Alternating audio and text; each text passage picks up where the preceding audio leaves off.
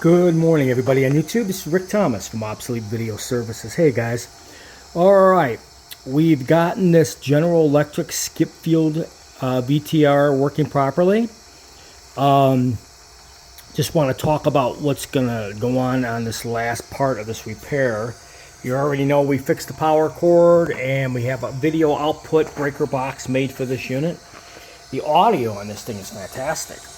As you can see, the audio levels are really good. This is a recorded tape from 1967. I actually got two of these from a client, and these were actually recorded in 1967 off television. So these are going to be some pretty cool recordings. I can't wait to see what's on these. But anyways, we did get two tapes that were actually recorded on the skip field in 1967. They're even marked recording of 1967 on them. This one says 67. You can barely read it, but this one is also 67. So we're gonna have a couple recordings to go through on the skip field. I got a video head coming on a piece of junk machine. I should have probably tomorrow or the day after. Anyways, I just wanted to go through a little bit what it takes to actually repair one of these machines, guys. It breaks down to a lot of issues. Video heads and brushes are a major issue with these early Sony machines that used to use the video drag brushes on top. So, like I said, sometimes I'm able to make video heads. As you can see, I got some bars here. Now, this one takes these are no good. Just sometimes you need the disc and the bar to actually take two good tips to make yourself a good video head. But, anyways, on these early Sony machines, which they should have stuck with it, and they didn't. They should have stuck with it where the Panasonics used the same thing, where the brush head or the brushes would drag on the top of the tracks of the disc as it spun around. That was a great design, actually, compared to the design Sony came up with, because the brushes would get dirty and create noise. But this earlier version was a very good version.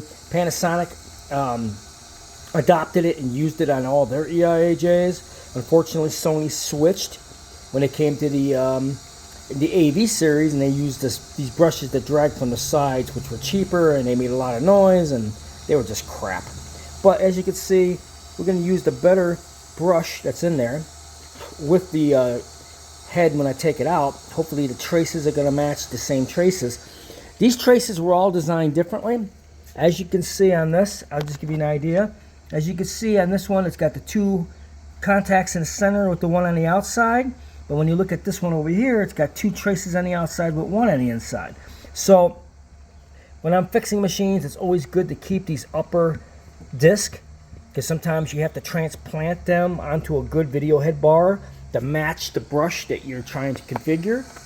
Since this is a General Electric, the brush is a little bit different, so I might have to configure the disc. But when you do that, you desolder from the actual head wires from the heads, but you don't touch the heads. You do not mess with them.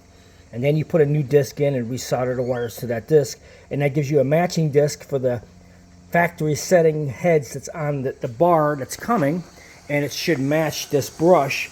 A little bit of a process, but like I said, guys, when you're working on these machines, anything can happen. Sometimes you gotta think outside of the box. You need parts, but this thing I think is going to work very well. The audio is really good on it.